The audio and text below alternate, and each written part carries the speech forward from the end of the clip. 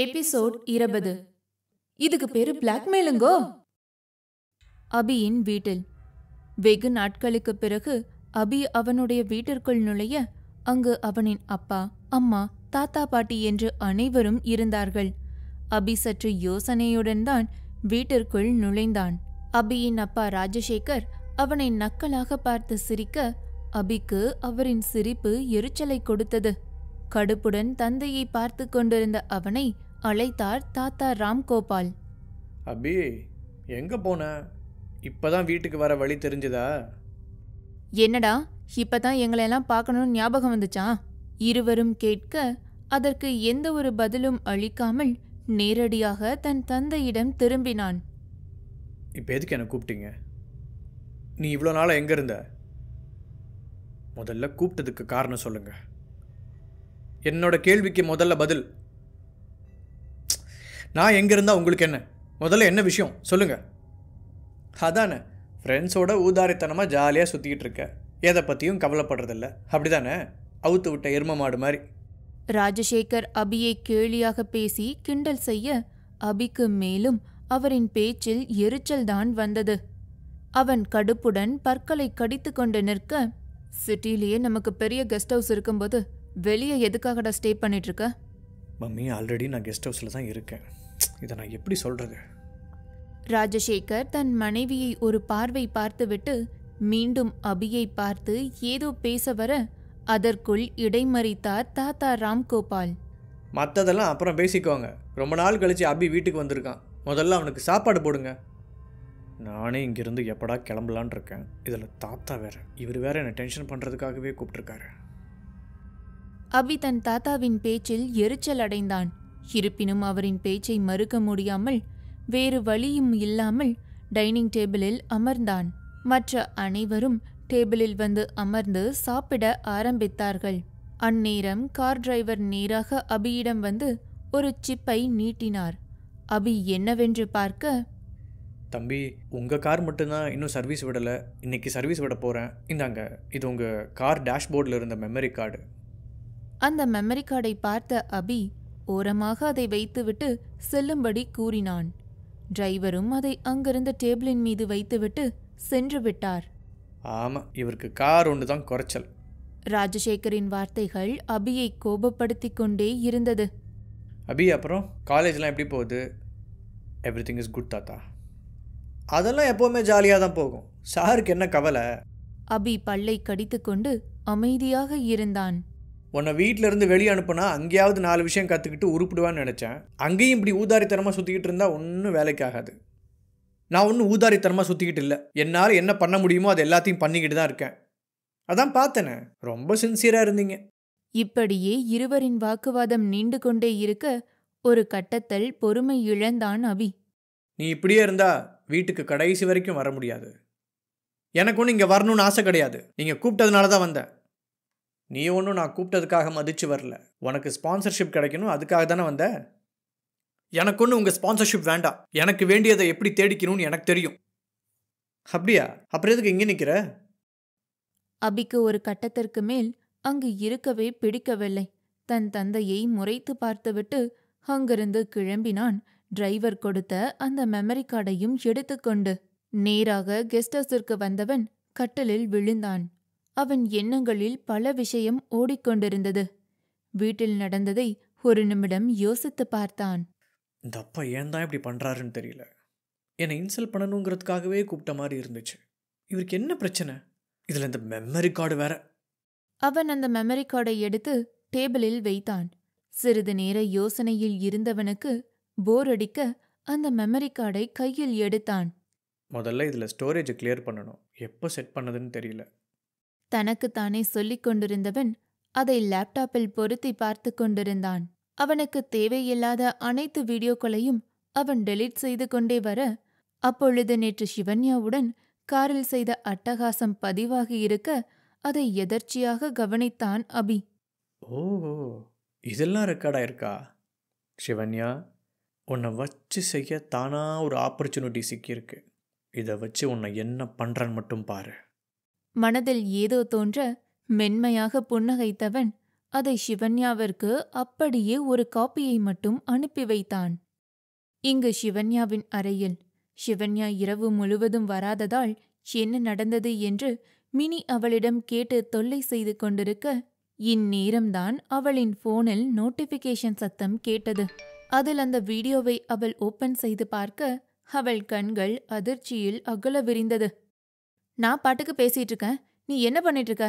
சிவன்யா, என்னாச்சு? அப்படி என்ன மெசேஜ் வந்திருக்கு? சிவன்யா தயக்கத்துடன் அந்த வீடியோவை காண்பிக்க மினியும் அதிர்ச்சி அடைந்தாள். ஹே, என்ன சிவா இது? என்னடி இது? சிவன்யா நேற்று நடந்தது அனைத்தையும் மினியிடம் சொல்ல மினிக்கும் கோபம்தான் வந்தது. நான் அப்பவே சொன்னேன், அவன் மேல நம்பிக்கை இல்லைன்னு. நீதான் ஃப்ரெண்ட்ஸ் ஆயிடலான்னு சொல்லி என்ன அவன் கூட போக சொன்ன. இப்ப பாத்தியா? இல்ல மினி, இவன் ஓவரா போறான். இவன.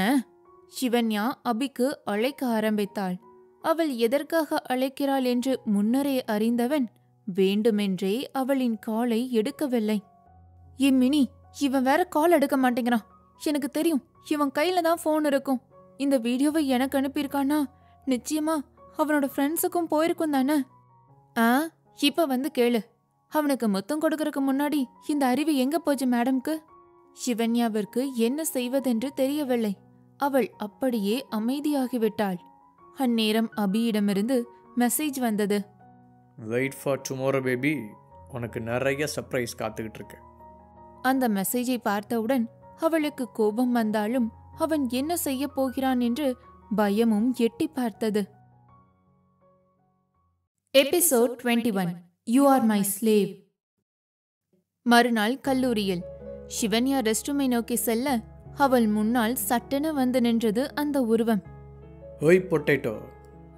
அவன் அப்படி முன்னால் வந்து நின்றதும் சிவன்யாவிற்கு ஒரு கணம் தூக்கி வாரி போட்டது.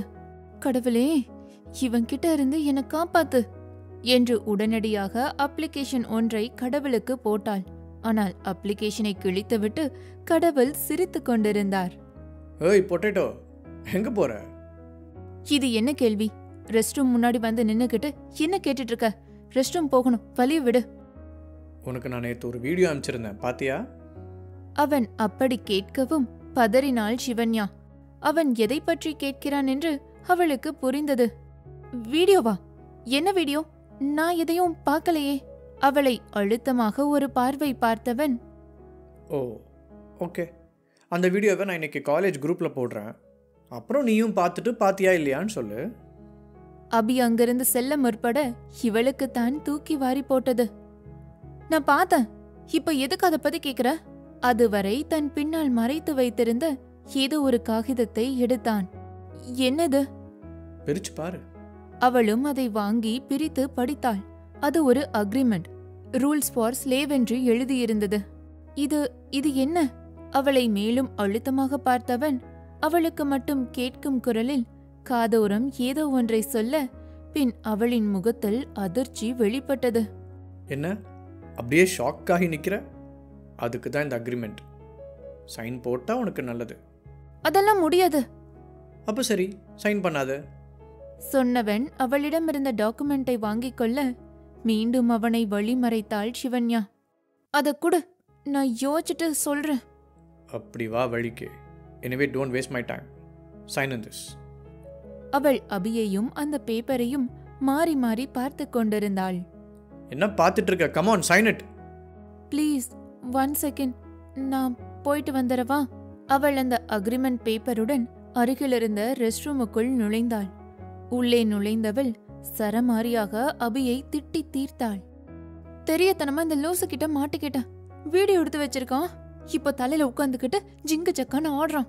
புலம்பியவள் மீண்டும் அந்த வீடியோவை பிளே செய்து பார்த்தாள். அதில் அவள்தான் அபியை இழுத்து முத்தமிட்டு இருக்கிறாள். இதை பார்த்தவளுக்கு எங்கே சென்று முட்டிக்கொள்வதென்று தெரியவில்லை. இவன் எதுக்காக என் பக்கத்துல வந்தான்? இருந்தாலும் ஏ சிவா, நீ என்னடி பண்ணி வச்சிருக்க? அவள் பாட்டிற்கு கண்ணாடியை பார்த்து கொண்டு புலம்பிக் கொண்டிருக்க அவள் பின்னால் வந்து நின்றான் அபி. அவனை பார்த்ததும் அவளுக்கு மேலும் பக்கென்று ஆனது. ஏய், இது லேடிஸ் ரெஸ்ட் ரூம், எதுக்குள்ள வந்த? வெளியே போ. So I don't care. யார் என்ன கேட்க போறா? நீ அக்ரிமெண்ட்ல சைன் பண்ணிட்டியா? என்னால சைன் பண்ண முடியாது. நீ என்ன பிளாக்மெயில் பண்ற? அபி 2 அடி அவளை நோக்கி முன்வைக்க சிவன்யா 2 அடி பின் வைத்தாள். பாவம், அங்கிருந்த திட்டில் இடித்து அதற்கு மேல் நகர முடியாமல் அவள் நிற்க, வீடியோவோட ஒரு காப்பி என்கிட்ட இருக்கு. குரூப்ல போட்டா எல்லார்கிட்டயும் ஒரு காப்பி போகும். பரவாயில்லையா? நீ எதுக்கு என் பக்கத்துல வந்த? நான் உனக்கு சீட் பெல்ட் போட்டு விட தான் வந்தேன். ஆனா அதான் சான்ஸ்னு என்னை நல்லா பயன்படுத்திக்கிட்டல்ல. அவன் ஹஸ்கி குரலில் கேட்க மிரண்ட விழிகளை அவன் மீது வீசினாள் சிவன்யா. அவளுக்கும் என்ன சொல்வதென்று தெரியவில்லை. நான் ஒன்னும் வேணும்னு பண்ணல. உன்னோட ஃப்ரெண்ட்ஸ் தான் என்கிட்ட நல்லவங்க மாதிரி நடிச்சாங்க. நீயும் தானே நடிச்ச? ஆமா, அது ஏன்னு தெரியுமா? எனக்கு நீ இங்க இருக்கிறது பிடிக்கல. அதுவும் அந்த துருவ் கூட பழகிறது சுத்தமா பிடிக்கல. அவன் கூறியதில் புருவம் நெரித்தாள். இங்க பாரு, நீ இங்க இருக்கிற வரைக்கும் கண்டிப்பா நீ அன்னைக்கு சென்னையில எனக்கு பண்ணதுக்கு ஒவ்வொரு நிமிஷமும் நான் உன்னை பழி வாங்க நினைப்பேன். அதுல ஒண்ணுதான் இந்த அக்ரிமெண்ட். நீ சைன் பண்ணா நேற்று நடந்த விஷயம் நமக்குள்ள இருக்கும். இல்லனா இன்னைக்கே காலேஜ் குரூப்புக்கு போகும். சிவன்யா அவன் கேட்டதில் பயந்தவள் உடனடியாக அந்த அக்ரிமெண்டில் அவனுக்கு கையெழுத்து போட்டு கொடுத்து விட்டாள். இந்தா வெச்சுக்கோ, இடத்த காலி பண்ணு. That's good baby.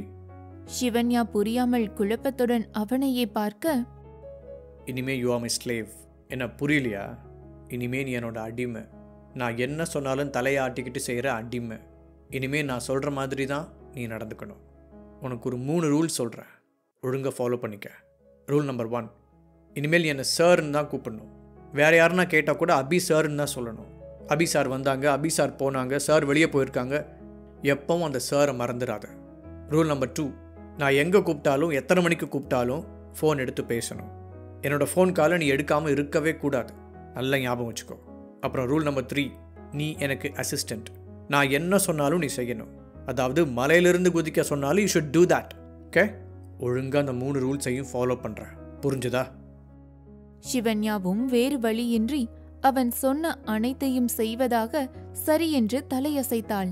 அவளுக்கு அதிலிருந்து தப்பிக்க யாரும் உதவி செய்யக்கூட முடியாத நிலை.